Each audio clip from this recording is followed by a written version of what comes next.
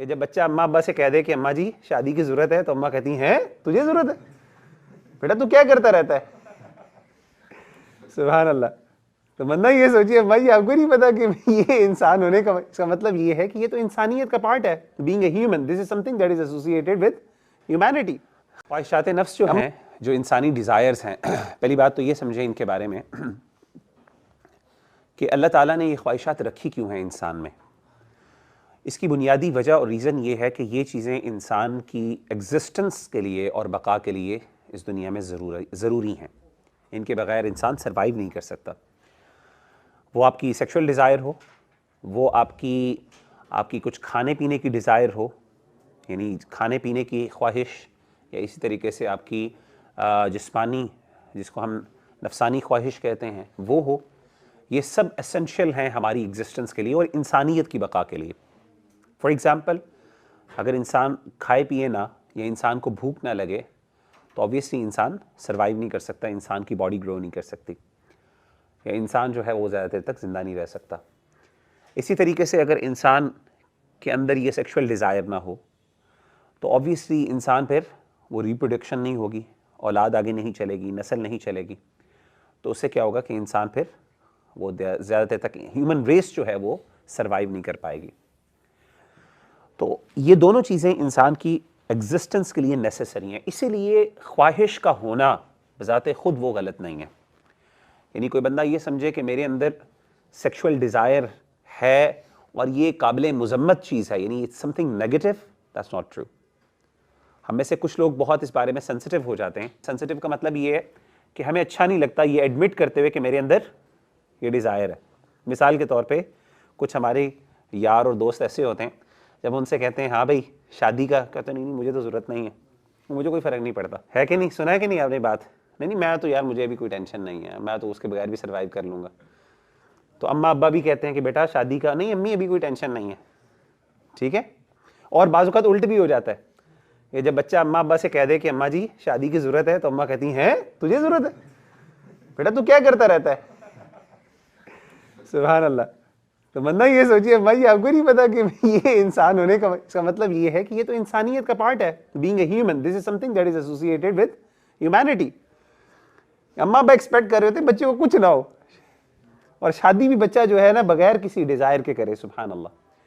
तो ये चीज़ प्रैक्टिकली मुमकिन नहीं है, this is not true and this can not happen actually. और अगर किसी के साथ है तो उसको किसी डॉक्टर के पास जाना चाहिए, ठीक है। कोई जो कहे ना ऐसी बात कि मुझे तो कुछ नहीं होता जी, तो उनसे कहें फिर आपको माजरत के साथ करना चाहिए।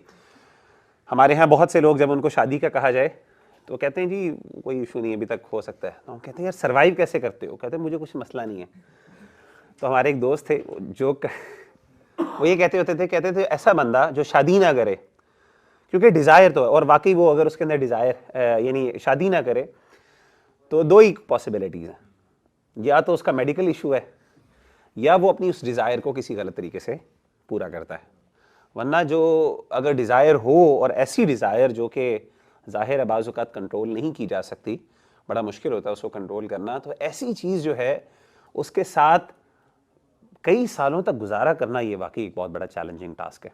इसीलिए आप देखें हमारे दीन के अंदर ख़ास तौर पे इस चीज़ का ख्याल रखा गया, और ख्याल ये रखा गया कि एक बंदा जैसे ही इस उम्र को पहुंचे और ये डिज़ायर्स भड़कना शुरू करें, फ़ौरन उसको एक वे दो कि वो उसको वेंट आउट कर सके। लेकिन हमारी एक्सपेक्टेशन अपने बच्चों से क्या होती है, यंगस्टर से क्या होती है कि 15-20 साल वो क्या करे, इनके साथ लड़े। 15-20 साल वो इनके साथ क्या करे, लड़े। ये हमारी एक्सपेक्टेशन होती है जो बहुत अनरियलिस्टिक एक्सपेक्टेशन है। अगरचे इसके साथ और चैलेंजेस एसोसिएटेड हैं, जाहिर है शादी उसके साथ और चैलेंजेस एसोसिएटेड हैं, बंदा मैच्योर नहीं है, फाइनेंशियल मसले हैं, दैट्स टोटली अंडरस्टैंडेबल, उनको कोई डिनाई नहीं कर सकता। लेकिन इस चीज को हल्का समझना या ये समझना कि ये इशू नहीं है और ये इससे बर्दाश्त किया जा सकता है, अल्लाह माफ करे, इसी वजह से हमारे माशरे में बहुत ज्यादा ये मसाइल मौजूद हैं, फहाशी और उरियानी के।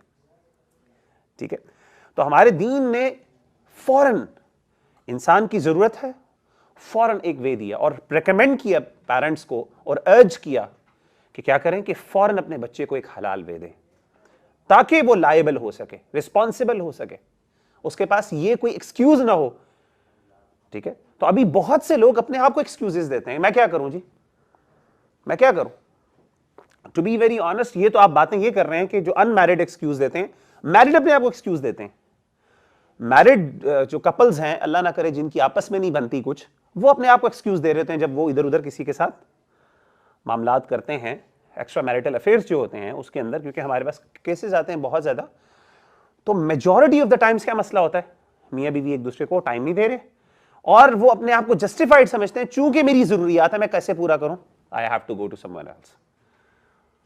और अल्लाह माफ करे, आपको पता है कि हमारे पास मोबाइल फोन्स और ये जो इंटरनेट है, इसने हमारे लिए ये चीजें बहुत आसान कर दी। तो शैतान ने हमें बताया कि सोल्यूशन कुछ नहीं है, you have to bear it, लेकिन एक तरीका है जिसके जरिए आप गलत तरीके से निकाल सकते हो, और वो ये।